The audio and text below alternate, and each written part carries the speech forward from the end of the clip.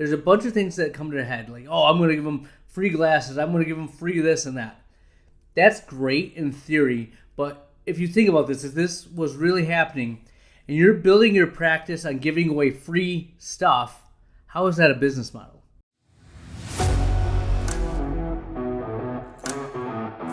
All right, my friends, the Ultimate OD Podcast, a very fun episode for you tonight. This is a thought experiment that you can apply to yourself, apply to your staff. Tons of growth is going to happen. You can apply the changes tomorrow. Watch this episode, apply the changes tomorrow. We have a little bit of office talk. I was irate with my staff. You need to figure out why. Closing thought of the episode. This is the Ultimate OD Podcast. Here we go.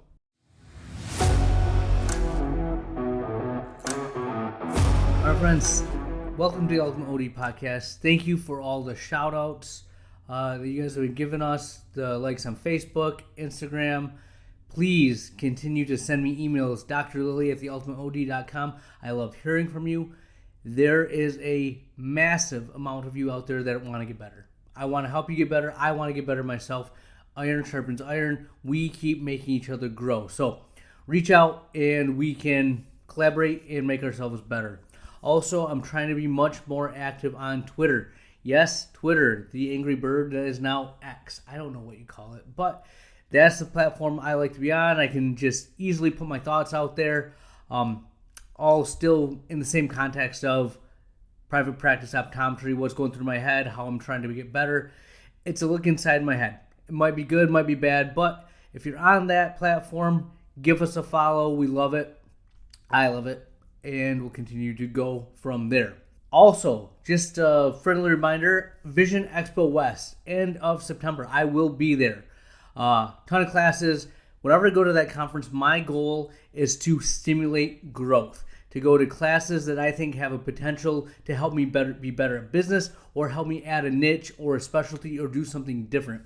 When I go to Academy or AOA, I'm there to get education and learn to be a better doctor. When I go here to Vision Expo West, I want to be a better business owner. I want to collaborate with you. Give me a shout out. When I was at AOA, I actually saw a couple of people that said hi. It was awesome. I love hearing from you and seeing you in person. We get some selfies and spread the word, right? My goals for there. One, a couple pieces of equipment I want to look at because as I look to expand the office, I want to be better. Also want to add a frame line. I absolutely hate my rep for salt. Great frames, awful rep. The worst possible rep I've ever had. If you like salt, let me know. I want to know what I'm doing wrong, but hate the rep. That being said, we're looking to add some new frame lines. I have a couple of irons in the fire, will you say? I'll let you know what I figure out and what I figure out as we go down that road. Enough about that. Let's get better tonight. So today is going to be a fun thought experiment. So let's say in this world that we live in, you tomorrow have one patient coming in, just one. And this patient, after you see this patient, you will not be able to market, you will not be able to advertise, there's no social media. You yourself outside of your office will not be able to talk to another person ever again about what you do. All right? How are you going to make this person a believer in what you do and be the biggest, advocate for your office? The way I like to think about it is your vision, your product is like a cold, all right? People need to catch it, and there's people that get the cold, go inside, and there's people that are getting it, and they're sneezers. They sneeze and spread the word. You have one sneezer here. What are you going to do to make that the best possible experience that he's going to tell the most people about what you do and how you can grow? Okay? Fun to think about, right? So, 5 things I think that matter. Number 1, what are you doing before they come in? So that's the phone call, website, all that. That's so big in my mind. I'm going to do a whole nother episode just on what you do before the patient actually gets to your office and how that impacts your growth. Okay? But what we're going to focus on tonight is when they arrive, the workup and the exam, optical and contact lens checkout, just how you kind of handle that, and then last, just checkout in general. Okay? So 2 through 5 are the core of what we do. Everyone in your office does this. You are involved with it. You've set the tone. All right. So what we can do is we'll talk about this tonight. I'm going to walk you through, give you some ideas, things I thought of. Then what you need to do, your next office meeting, this is what I'm doing. I'm going to present this same question to my staff. And we're going to walk through, and I'm going to make it personal. What can you do as a staff member to make this experience that much better, right? I want them to look and see, and we're going to go through and see this, and there's going to be a ton of ideas. Like when you're like, oh, this is the one thing, there's a bunch of things that come to the head. Like, oh, I'm going to give them free glasses. I'm going to give them free this and that.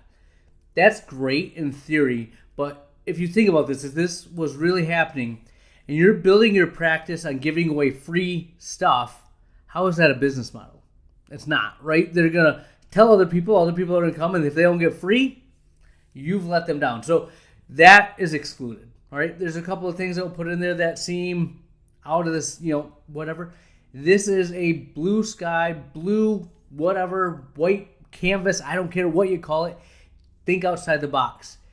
Write them down and then find all of them that you can do. All right? So number one, when the patient walks in, I'm going to make sure my staff is waiting.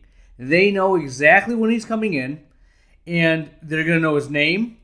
They're going to stand and greet him when he enters. They're going to welcome. We're so excited to meet you. We've been waiting for you to arrive. Okay? Makes them feel pretty good. How's your day been? Can we get you a beverage? Can we take your coat? Is there anything we can help you with before we even get started? Like literally when you walk into a really fine, nice hotel, this is what they do, right? Hey, would you like a water? How's your travels? Welcome to the place. Like I think about that. I'm like, why am I not doing that in every single encounter? I think about it. I tell my staff, we stand, we greet. I'm like, you know who's coming in. Greet him by name. Hi, how you doing? Sam. Right? I don't know. But I talk about it, but then I think about this experience, and it's different. Like, in the day-to-day grind of what you're doing, you get lost and caught up. But these go a long way. They come in with kiddos. Hey, we have this spot for your kids. There's supervision. You send them over there. They'll be watched. They'll be taken care of. You can focus on your exam. What's the hardest thing ever for a parent bringing in their kids? Johnny over here is spinning on your stool. He's playing with everything.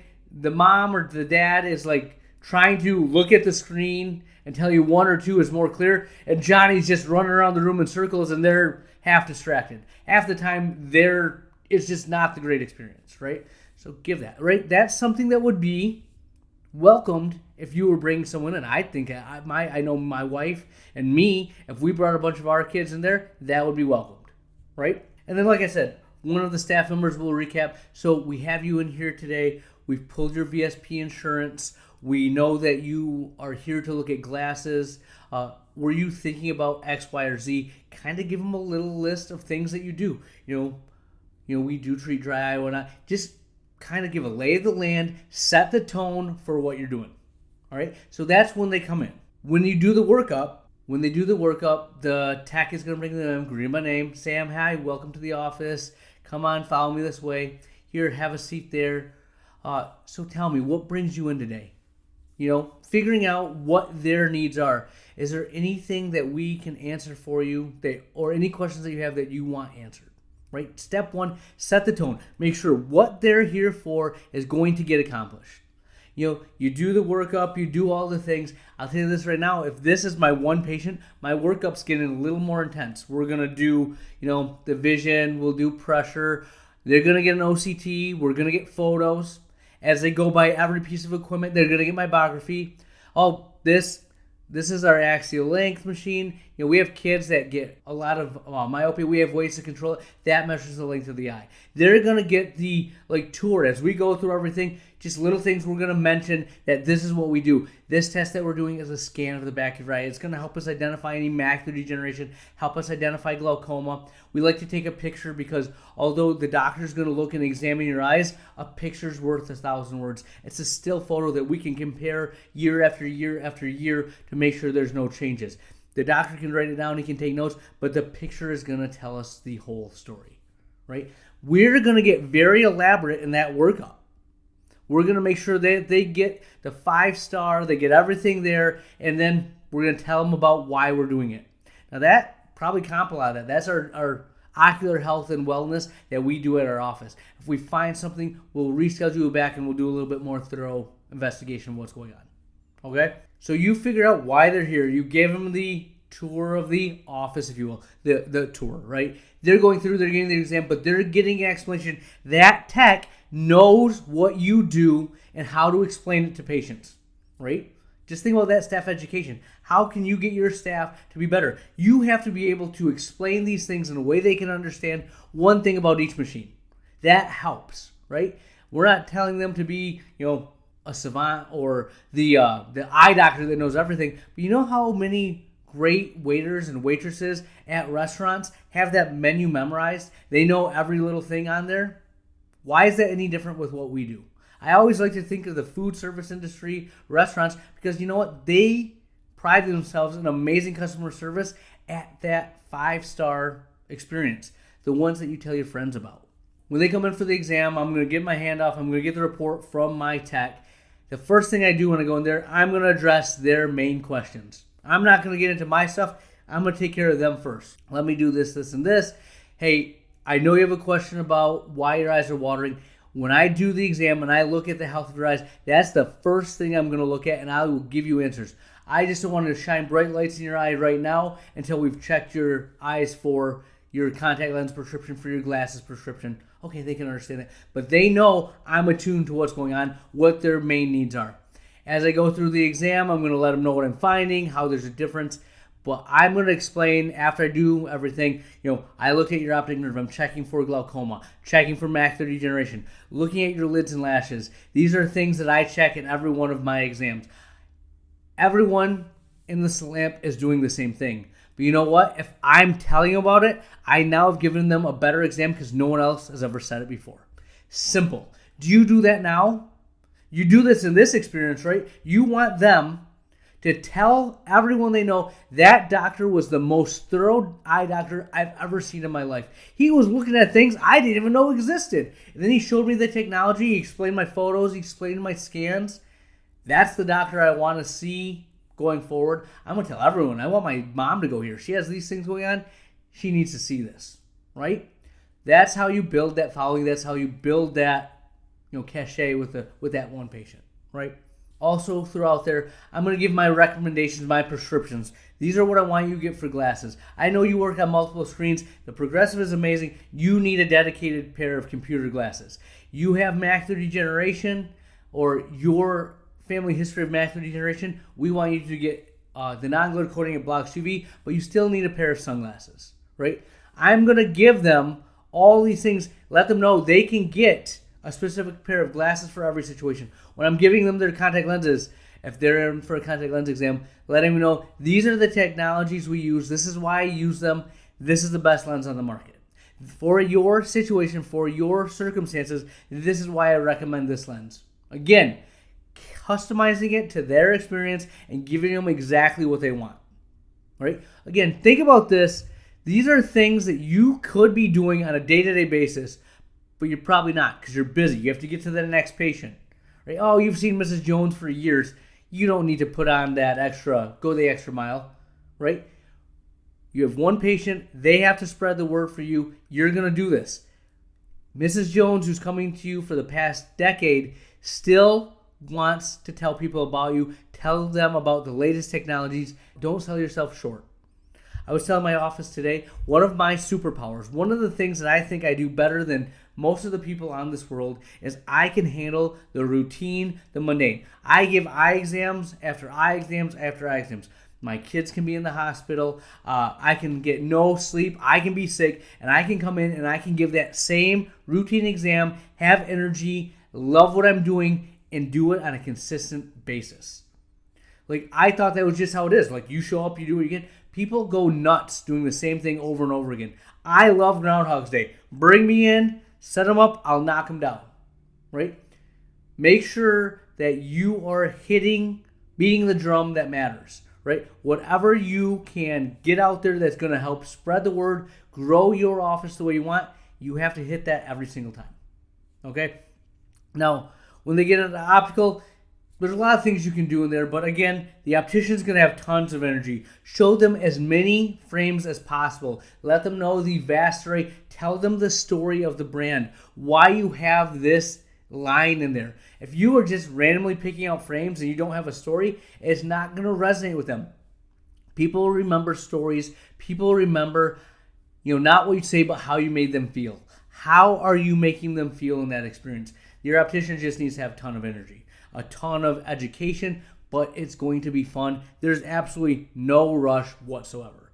Like getting them to the optical, I'm even with all the tests and extra stuff, the explanations, 30 minutes or less. Like getting your pizza, 30 minutes or less. They're going to get in, get out, get on their way. Optical, you take your time. Contact lenses, we've talked about this in the past, but I'm going to have free shipping on the contacts when they check out in general. Give them an itemized bill. I'm going to have some kind of swag for them, right? When we're leaving, I want them, here's a coffee mug, here's a t-shirt, would you like a chocolate? I don't know, but I want to give them something so they end on a note that is memorable and something that they can tangibly take with them at the end of that visit.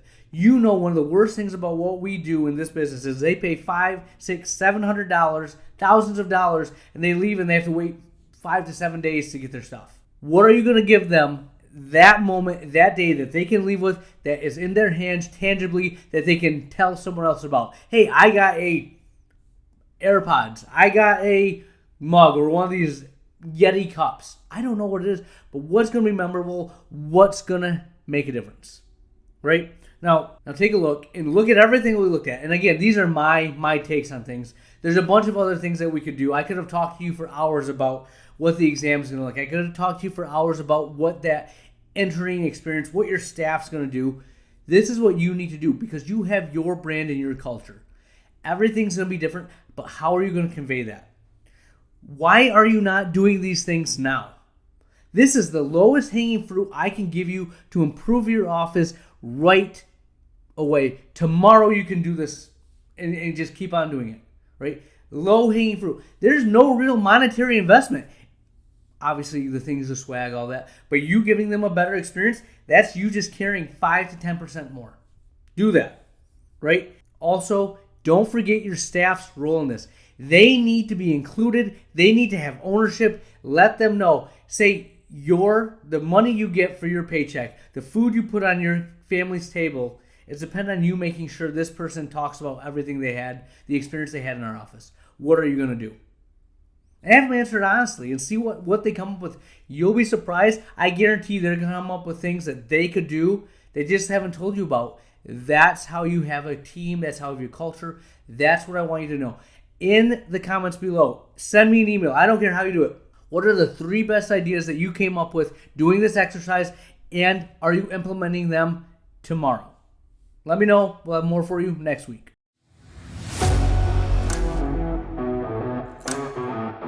All right, my friends, a little office talk.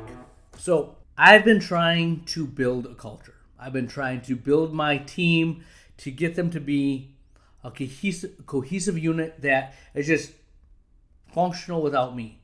That I don't have to be the watchdog to make sure that our principles, our core values are being instilled. They need to start policing themselves. They need to start doing that naturally, right? So we've talked about, I read Lincolni's 5 Dysfunctions of a Team. I think it's a good read. There's some good things to take away. The 2 things I took that I really like from that is you have to build trust and you have to have no fear of conflict. All right?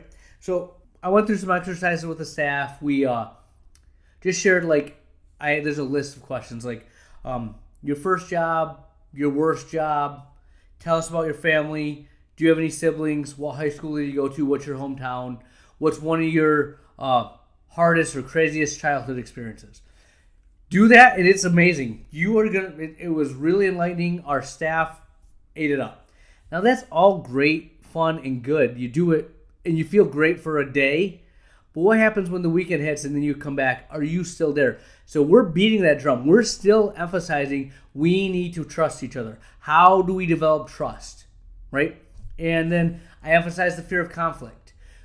You have to be able to tell each other the truth to get better.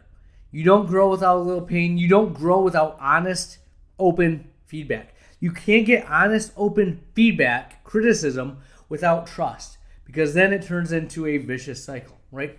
So, I am a dry eye practice. Rejuvenation Dry Eye Center. It's a year away. I hate how it's a year away, but it's coming in terms of being put into fruition of the actual functional new office that has that clinic in it.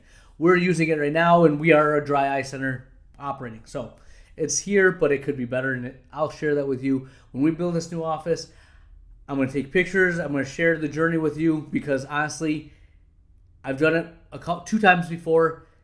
There's nothing like it. It's exciting, it's a roller coaster, and it sucks all at the same time.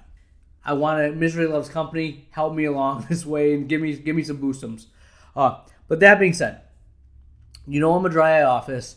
When I do a handoff, I'm like, hey, I talked to him about lid hygiene and warm compresses.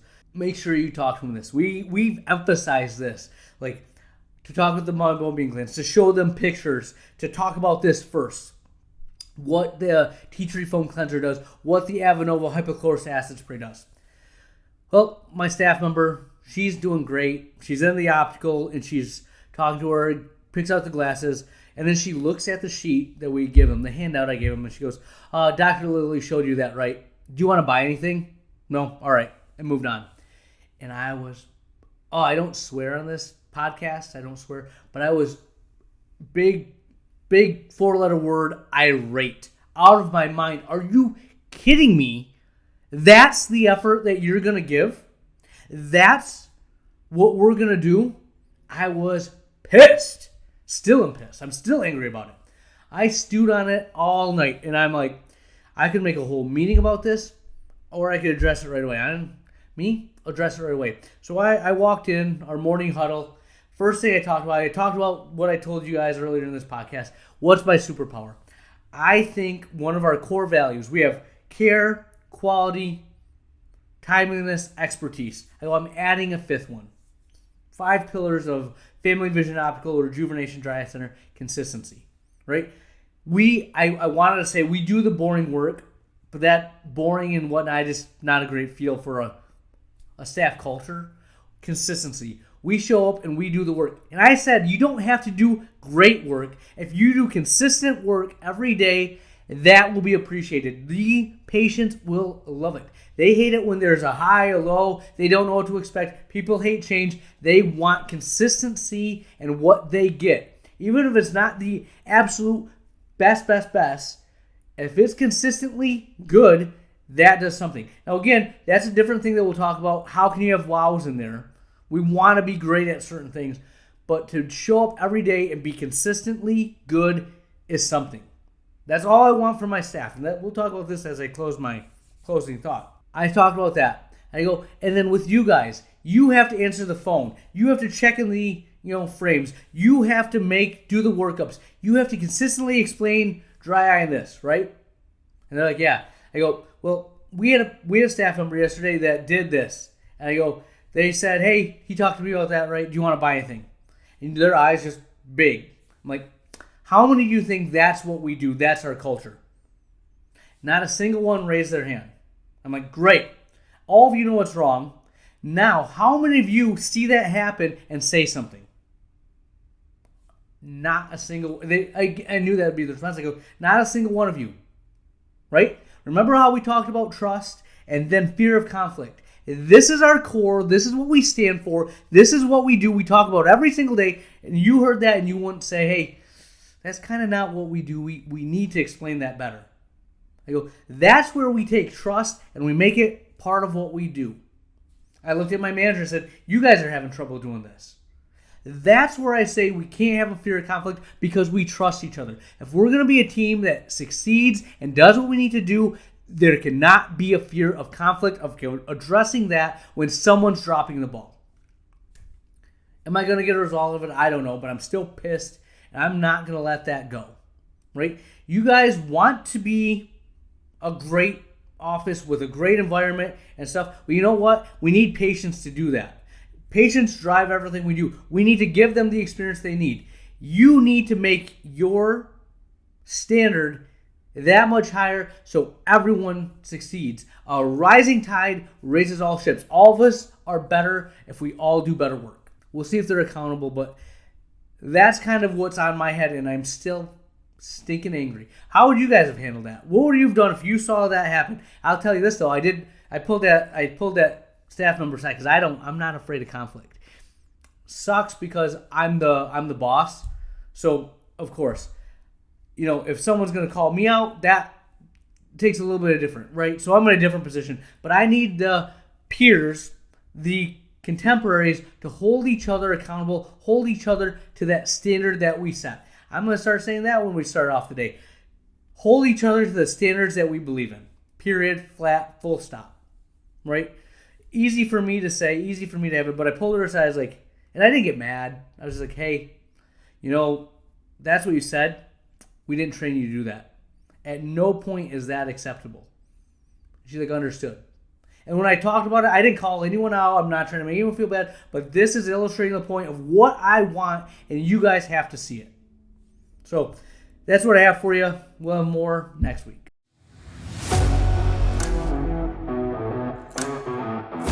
Where has the time gone? We are to the closing thought of the episode, and this is one that I want you to chew on. When we look at our staff, when we look at the people that we are letting on the bus, believe it or not, you do not want a bus full of all A players. All A players are going to get bored. They're going to want to grow. They're just not going to be satisfied. They're going to move on. You do not want a bus of all C players. C players make everyone else's life awful. They don't do good work. They drag everyone down. It makes the A players want to leave. It makes the B players want to leave. What you honestly want is a handful of A players. The bigger the office, the more A players you need. They're tending to be in leadership and management roles. And then you want a team of B players. A C player is going to say, this broke, we need to get someone to fix it. A B player is going to say, this broke, do you want me to fix it? An A player says, this broke, I fix it, and now I have a process in place, so if this happens again, it's already taken care of. Right? A few A players load up on those B players. I know everyone wants the home run, the Swiss Army knife, the person that can do everything, but if you have too many of those, your culture is going to suck. Now, I want some case examples. If you think I'm wrong, prove me wrong, and I'm more power to you. But in this hiring, environment that we're in, honestly, I think you should be pretty excited that I'm advising you to get B players. Because honestly, the C's and the D's are the people that are applying. If you get an A player, hold on to them for dear life. They're worth every penny. But try to build that team with B players. The example I used of, fixing the problem is the best way I can describe it. A bunch of people that says, hey, this is broken. Do you want me to fix it? A few people that will already fix the problem and set the process and cycle. If they're asking you, do you want me or you need someone else to fix it? Yeah, I do. And it's not you. Deuces. We'll get someone else on here that can at least ask the question and try to fix it themselves. That's what I have for you. Dr. Lily out.